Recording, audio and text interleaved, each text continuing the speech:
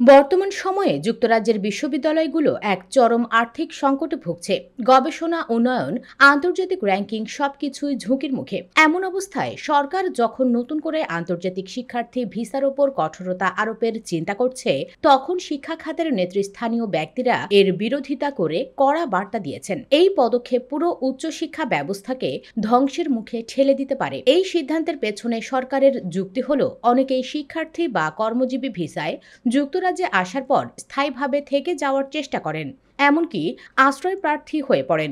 সরকারি তথ্য বলছে, গত বছর প্রায় 10,000 জন ব্যক্তি যারা বৈধভাবে স্টাডি বা ওয়ার্ক ভিসায় এসেছিলেন, পরে আশ্রয় প্রার্থী হন এবং রাষ্ট্র পরিচালিত আবাসন ব্যবস্থায় অবস্থান করেন। এই ব্যয়ভার যায় করদাতাদের ঘাড়ে। এই প্রেক্ষাপটে সরকার এখন নতুন ইমিগ্রেশন হোয়াইট পেপার প্রকাশ করতে যাচ্ছে।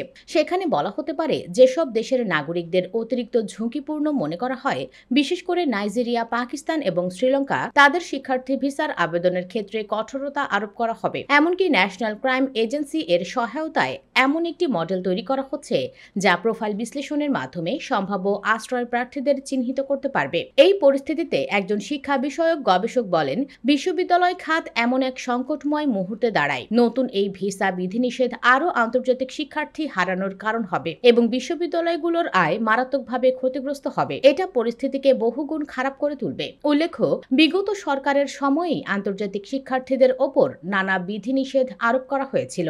নির্ভরশীল পরিবার সদস্যদের সঙ্গে নিয়ে আসার অনুমতি সীমিত করা হয়। এর ফলে অনেকেই যুক্তরাজ্যে আসার ইচ্ছা হারিয়ে ফেলেন। ফলাফল, একের পর এক বিশ্ববিদ্যালয় শিক্ষার্থী হারাচ্ছে, কোর্স বন্ধ করছে, বিভাগ গুটিয়ে নিচ্ছে, গবেষণার বাজেট কমাচ্ছে এবং শিক্ষক কর্মচারীদের ছাঁটাই করতে বাধ্য হচ্ছে। সম্প্রতি ইউইউকে পরিচালিত এক জরিপে দেখা গেছে, 25% বিশ্ববিদ্যালয় বাধ্য হয়ে কর্মী ছাঁটাই করেছে, 49% বিশ্ববিদ্যালয় কোর্স বন্ধ করেছে, 18% পুরো বিভাগের কার্যক্রম বন্ধ করেছে, 19% গবেষণায় বিনিয়োগ কমিয়েছে। এছাড়া 60% প্রতিষ্ঠান রক্ষণাবেক্ষণ খাতে খরচ কমিয়েছে, 51% ক্যাটারিং খরচ কমিয়েছে, 46% আইটি সেক্টরে খরচ কমিয়েছে। এই সংকটময় মুহূর্তে সরকারের পক্ষ থেকে উপাচার্যদের উচ্চ বেতন নিয়ে জনমত গঠনের চেষ্টা চলছে।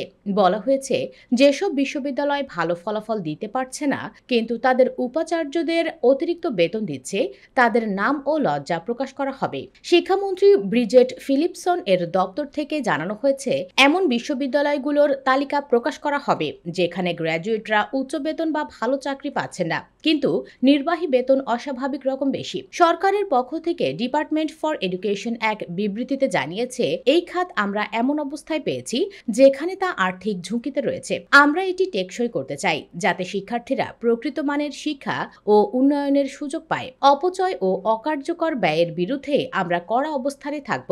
এই পরিস্থিতি শুধু বিশ্ববিদ্যালয় নয়, গোটা ব্রিটিশ সমাজ, বৈশ্বিক শিক্ষা খাত এবং আন্তর্জাতিক শিক্ষার্থীদের স্বপ্নকেও গভীরভাবে প্রভাবিত করছে। সরকার কিভাবে এই ভারসাম্য রক্ষা করবে, সেটাই এখন বড় প্রশ্ন।